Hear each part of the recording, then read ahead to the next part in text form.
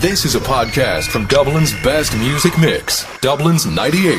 Check out Dublins98.ie, your access to the best new Irish music. And we're joined in studio this weekend by Shane Butler. How are you doing, Shane? Not too bad at all, thank you. We love to get the very best new Irish talent in on the show, and we kind of pride ourselves on discovering the new talents before anybody else. So we're delighted to have you in. A pleasure. I know you've been busy promoting your new single. So tell us a little bit about yourself. Where are you from, Shane? Because I have to say, initially I got a shock when I got the single in, because my brother-in-law is Shane Butler. Right, and okay. I was saying, is my brother-in-law He's sort not of been telling me hiding something yeah. from me for the last 20 years? Well, I can confirm I'm not your brother-in-law. But no, I mean, I've been around for a while, just gigging around town and things like that, you know, various bands, the usual story that everybody says. And then a couple of years ago decided I think I'm going to do this by myself. Started recording an album over here, and I couldn't find the sound that I actually wanted.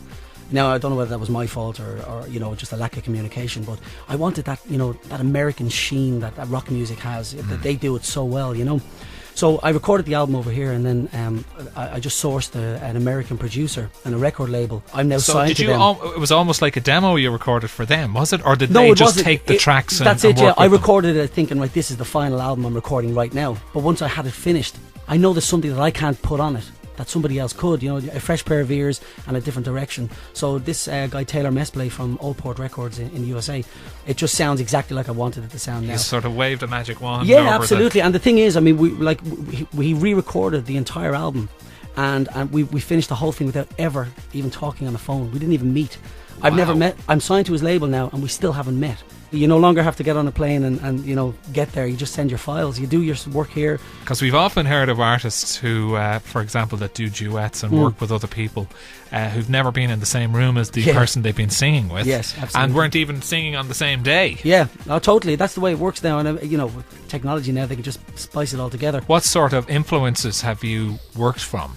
Well, you see, you know, I suppose growing up in Dublin, it's impossible to get away from the U2 influence. You know, I refuse to believe that there isn't a rock musician who hasn't been influenced in some shape or form, especially now, like bands like Matchbox 20, Train, a lot of American rock music, because I find the Americans actually, they produce rock music which, you know, it's so precise. Yeah, it is the place, isn't it? Like it's the only place Nickelback. for it. I mean, sound-wise, it's an incredible. So where sound. are you from in Dublin?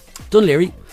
Yeah, well, I was originally born in a place called Ballybrack, but I live out in Dunleary now, and like I say, I gig around town now. I gig a lot in Temple Bar, a place called Fitzsimon's in Temple Bar. I'm there every Thursday night, and it's a cracking spot. We got your song through Barry Dunn on the Workforce. Yeah. Quite discerning, I have to say, about what he likes and what he doesn't like, and generally he doesn't pass on anything that he wouldn't sort of want me to hear or want us to play, and he kind of made it his business to come down and bring your song to our attention. Have you had much reaction to it in the business or in the marketplace? We're literally just starting. I mean, we're starting to get it out there, and the reaction so far has been great, you know, and you'd never know how people are going to take it, you know, because when you write a song and you record it, you automatically think it's the greatest thing since sliced bread, you know, and then suddenly people start picking holes in it. But we've been lucky that right now people are just, because the kind of song that it is, you know, I'm not saying this is a song you're going to hear 20 years from now in the top 10 songs of all time. No, but for right now, this is a cracking little rock song that you're going to hear on the radio, and you're probably going to whistle it afterwards. And